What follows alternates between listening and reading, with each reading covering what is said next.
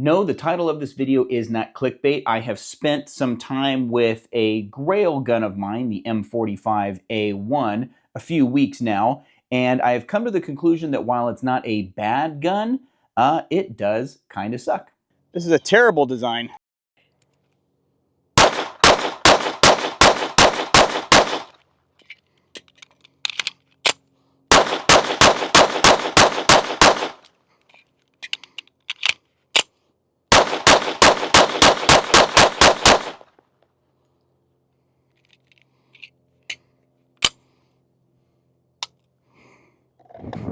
Before we start talking about why I've come to this opinion, I want to tell you where I got this gun from. It is on loan from Chris, my friend at Consistent Shooting.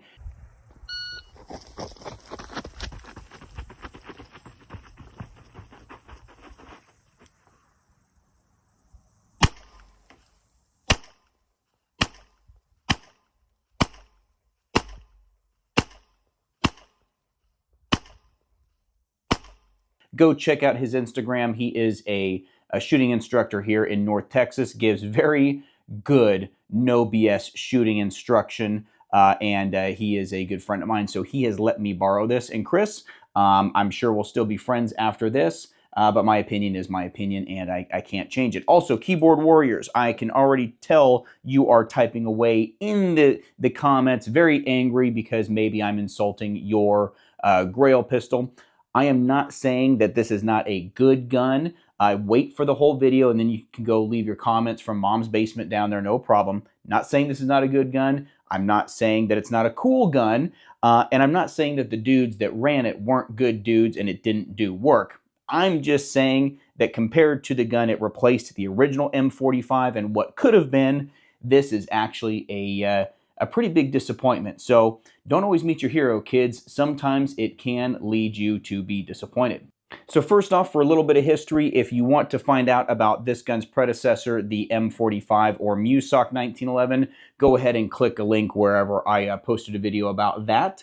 And this is actually what I think is the coolest military-issued sidearm ever, and in my opinion, the coolest 1911 ever for a lot of reasons. Go watch that video if you want history on the MEUSOC, the predecessor for the M45A1.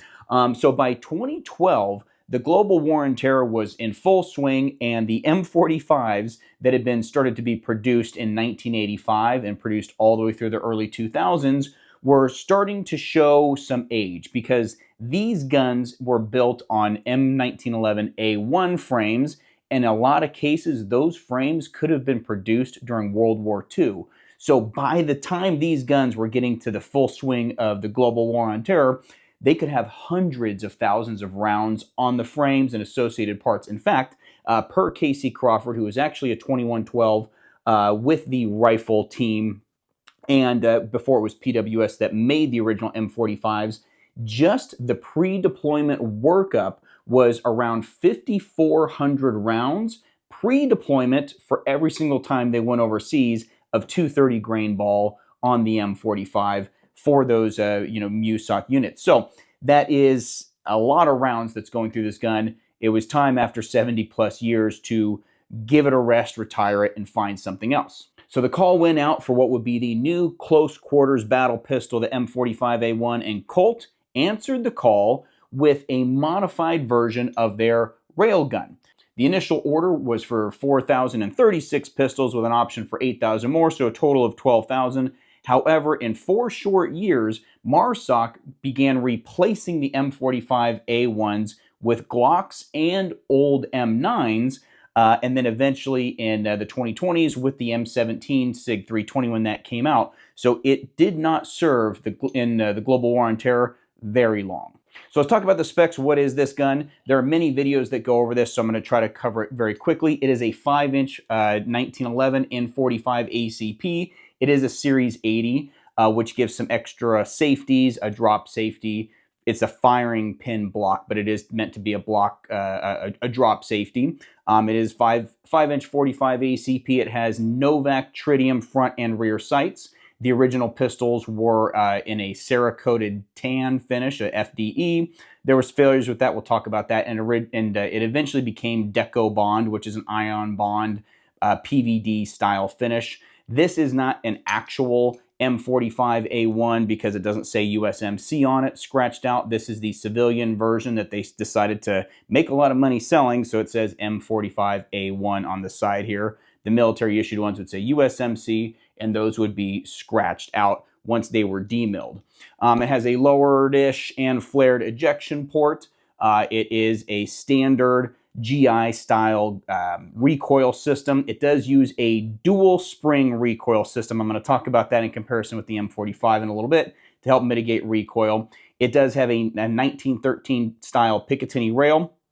I'm going to talk about the good and bad of that on this gun here. The military issued ones had solid triggers that were painted black. This one has a Videcki style 3-hole speed trigger. They had Delta hammers, as opposed to the M45, very cool commander ring hammer. They all had extended beaver tail grip safeties with memory bumps and ambidextrous thumb safeties. One nice feature that they did add was an undercut. This undercut here is to allow your hand to grip a little higher, especially with gloves on, to be able to get a higher purchase on the pistol. It is a smooth front strap. It has G10 grips. They retained the vertical serrated flat mainspring housing with the lanyard loop that, when you use a 7-round magazine, also doubles as a bottle opener. So basic specs on this gun. Oh, and front and rear cocking serrations. There's other stuff.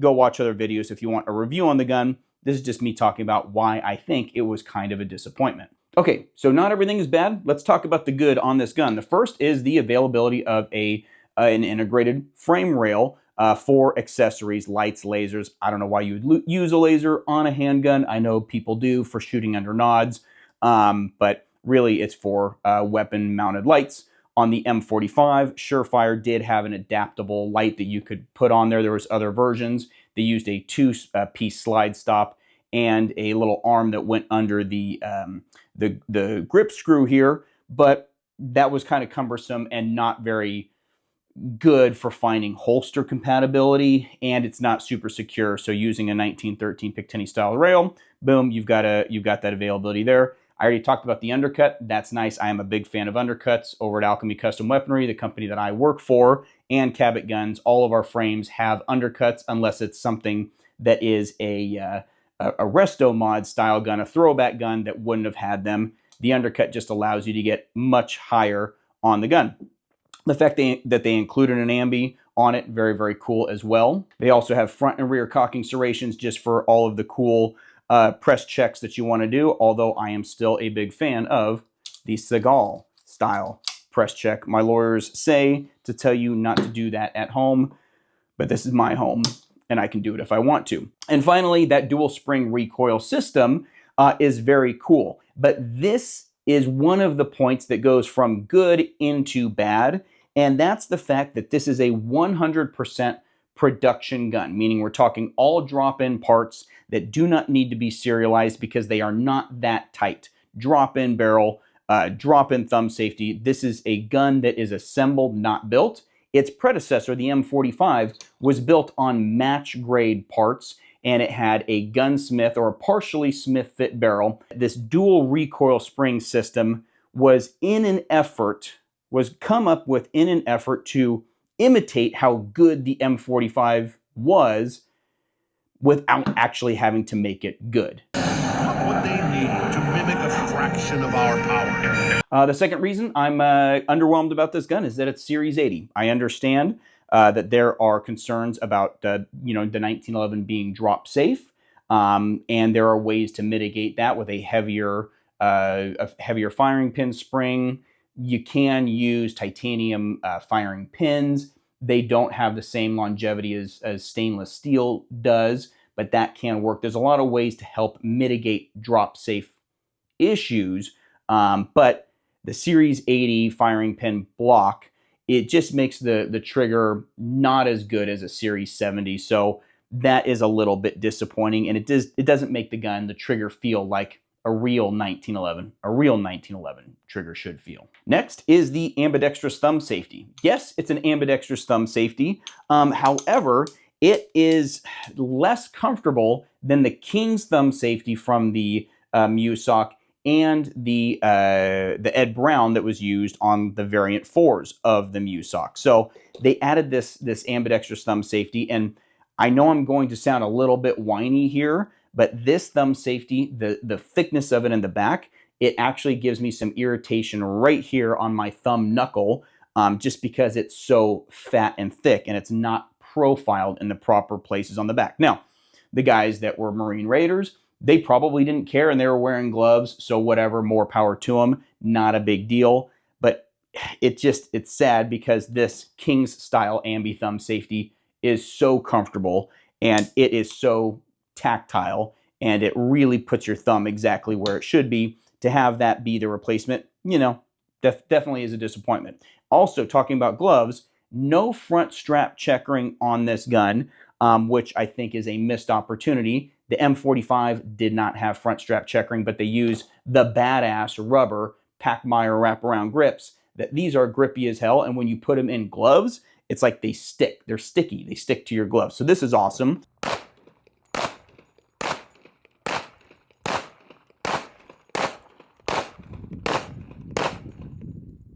But on the M45A1, no front strap checkering, and these G10 grips are checkered, but it's like, I don't know. It's like you have your friends. I never had lizards when I was growing up. Like, reptiles stink. My mom didn't let me do that, but I had a friend that had a lizard, the little bearded dragon, and you thought it was gonna be really like scratchy when you touched its back, but it wasn't. It was very smooth, just slightly bumpy. Well, you look at these grips, you go, oh man, those are gonna be really grippy, but they're not. They're smooth. They're just kind of textured or ribbed for your pleasure. So not very grippy grips, not a very grippy gun in general, which may contribute to some of the pictures that we see of this gun just jumping around in people's hands when they were training with it. Also could just be training and wrist strength and whatnot. The next point is a big point of contention for me. The rail that they used is just unnecessarily chonky, meaning it's thick and far down, which made holster selection and holster compatibility for the M45A1 really non-existent. You had to have very specific holsters. Now, back in 2012, there were a lot of companies making 1911s with rails. There's no such thing as a universal standard, but there kind of is. You look at Springfield Armory with the operators, the TRP pistols, those had rails. Ed Brown was making railed guns. Kimber was making railed guns. And a lot of those rails had dimensions that made them holster cross compatible. And the problem with putting this rail so thick and down low is when you don't have a light, that rail is just going to be thicker than what's normally available. But then when you add a Surefire X300, it pushes that X300 down lower. This is an Alchemy custom weaponry Quantico right here, which is as close to industry standard rail dimensions as there exists. So this gun has very good holster cross compatibility with or without the X300. This gun does not, and you can see, if I can zoom in, you can see how much lower that X300 is sitting on the M45A1 versus the Alchemy custom weaponry Quantico. So holster selection, non-existent. Chris lent me this holster, this Safariland, which this hood that goes forward for retention. It's not fast and it's not fun, but it works. So the thing is, if you get this gun, whatever holsters you have for other railed 1911s, probably not going to work. So you're going to have to get something very, very specific. And the last thing that I don't really like about it is that it's a rattle trap, and it is a production gun. So I don't expect it to be, tight, but it's kind of indicative of where Colt was at the time in their production. This gun just rattles, and like the grip safety, it rattles everywhere. And I understand the concept of battle rattle, and that a loose gun, like the trigger is just all over the place in there, that this is a military issued sidearm, and that it's going to be loose. This is not an original M45. However, the ones that were built by match armorers, and they were made to be tight and accurate. So I can only assume that they were less rattly but still were able to perform from 1985 until 2012, no problem. Whereas this gun, this rattle trap here, was only in service for 4 years. So I'd just like to see something that has a little bit less rattle to it. Now, getting down to it, the main reason that this gun was disappointing to me is the fact that it is and represents the demise, the swan song of the 1911 being used in widespread military use in the U.S. military. I know there are still, Delta operators that are using it. They're used ceremonially, but the MEUSOC, the M45, and then the M45A1 were the last real vestiges of the 1911 being used in the U.S. military, and I think the 1911 deserved a better send-off. The original batches, Colt's quality control at the time, not very good in a lot of different areas. The original guns had Cerakote that failed, creating a gummy mess inside the rails, and people say that contributed to some reliability issues. So there were some warranty claims made on it. The Decobond finish that was later solved that issue, but I think by missing some delivery dates and having that, the finish issue, that was kind of the nail in the coffin for the 1911, and it allowed GWOT to replace it at the time until the M17 came around. So I think for me, the biggest reason that I was disappointed is just the fact that it led to that, and I really feel that the 1911 deserved a better swan song or final act as a U.S. military sidearm, and I don't think it's over, by the way. I do believe that in the next 10 years, we will probably see a resurgence of the 1911 platform, but most likely in the form of a double stack 9mm, aka 2011, which will be fine, but it's not the original single stack 45 ACP gun that we all know and love. So that kind of bothers me. So all that being said, am I saying this is a bad gun? No, I'm not saying it's a bad gun at all. In fact, it's a very good production gun. It has a very nice recoil impulse. I do like shooting it, and it does have all the GWOT vibes. So in fact, I actually really want one for my collection. However, it is underwhelming knowing the gun that it was, its predecessor, the M45, in my opinion, was so much better than it in every single way. I just wish that what I think to be the final single stack 45 1911 used in the military would have been something better than the M45A1, something that's, closer to the original M45 or MEUSOC. So keyboard warriors, go ahead. Tell me in the comments, do you think I'm right or do you think I'm wrong? Was the M45A1 a disappointment? And if you had your druthers, would you have a demilled M45A1 or a demilled M45? Thanks for watching.